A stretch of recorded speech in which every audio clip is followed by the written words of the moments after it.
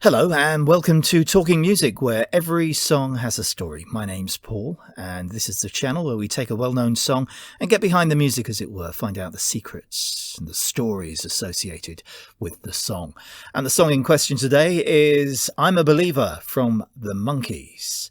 It was 1966, and a new group were bursting onto the scene like a skyrocket.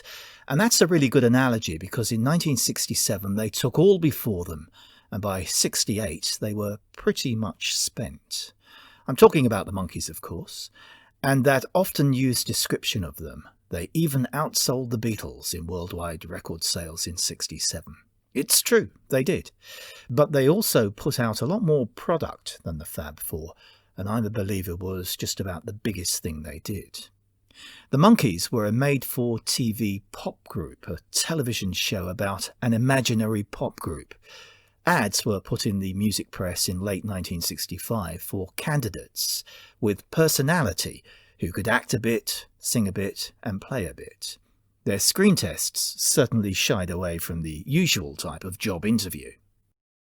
Shut the door, will you? Good evening, Ed.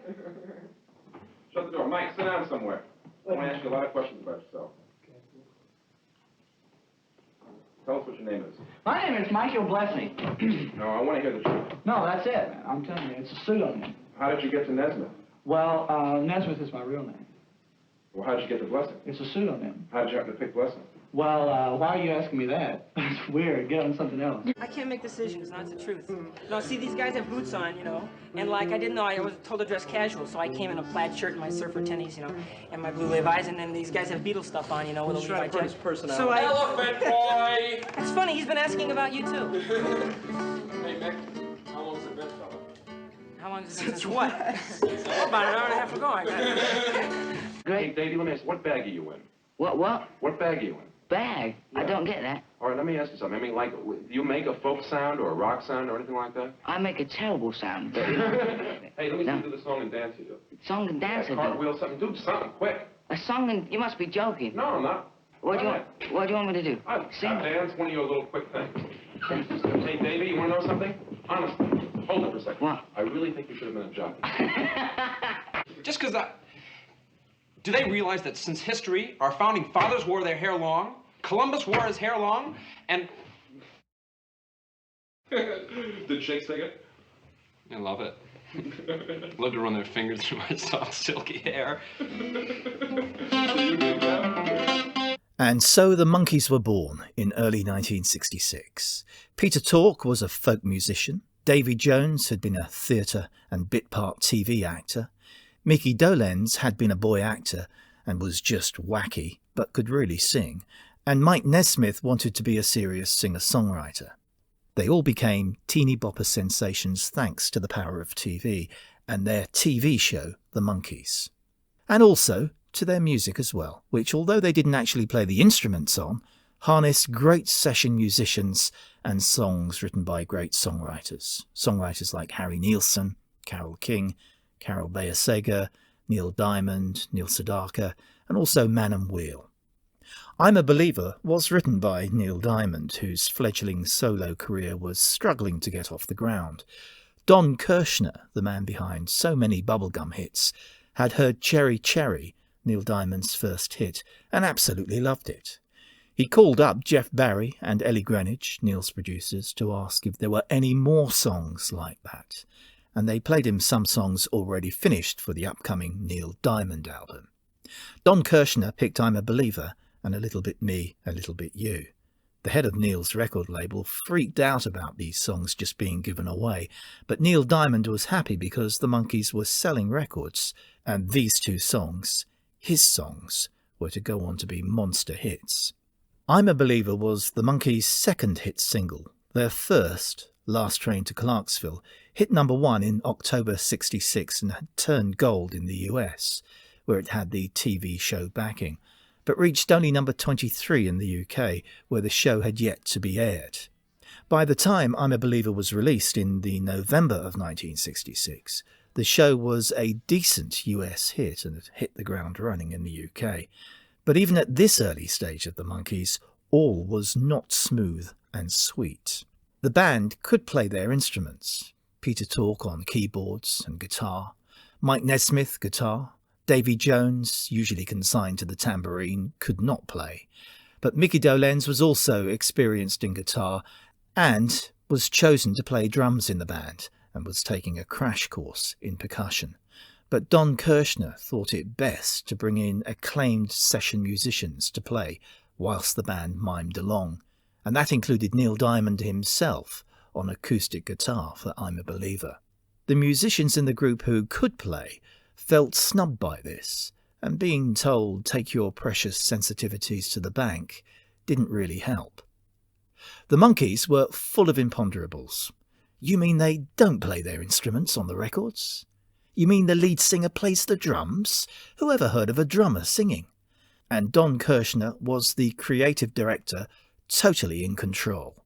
He chose the songs, he chose which song to put in the show, he chose who would sing, he had total control, and he also had the Midas touch.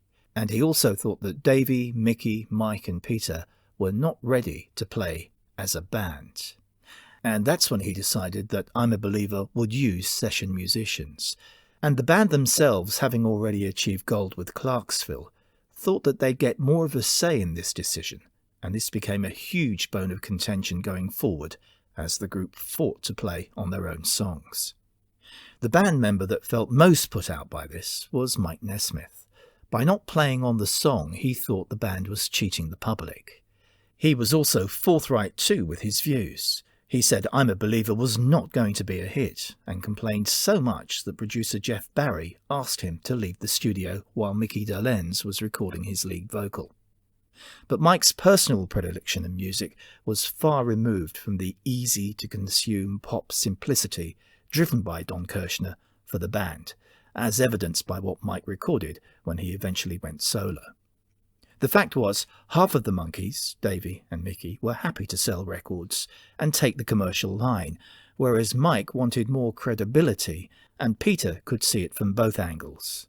When Davy and Mickey saw how frustrated Mike actually was getting, they began to change their stance, and by the spring of 1967, the whole band was set against their producers, and the struggle eventually went their way after Don Kirshner left, and the Monkees got more creative control to do their own thing. Maybe it was the loss of Kirshner and his Midas touch.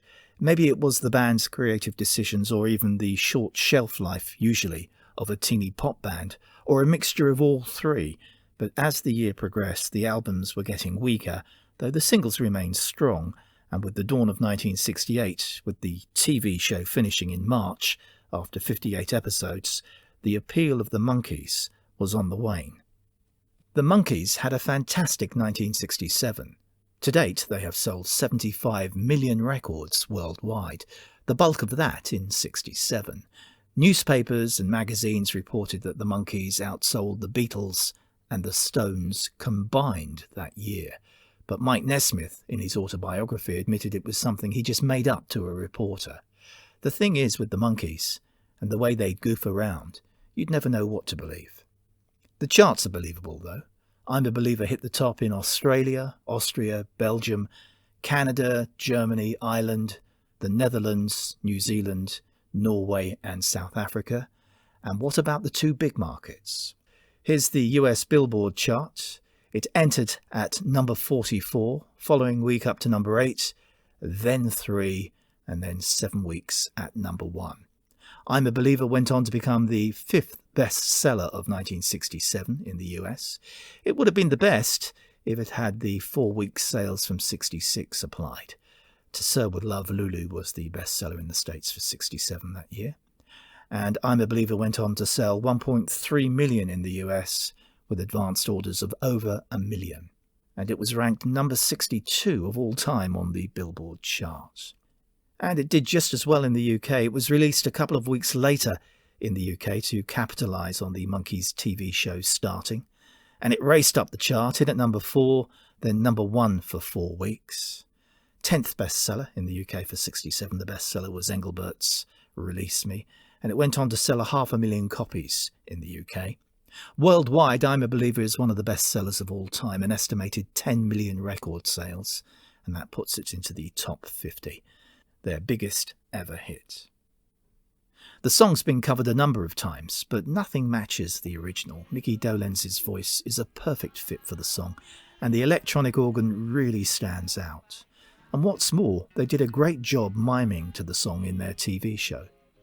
On some American radio stations it was being played 4 times an hour.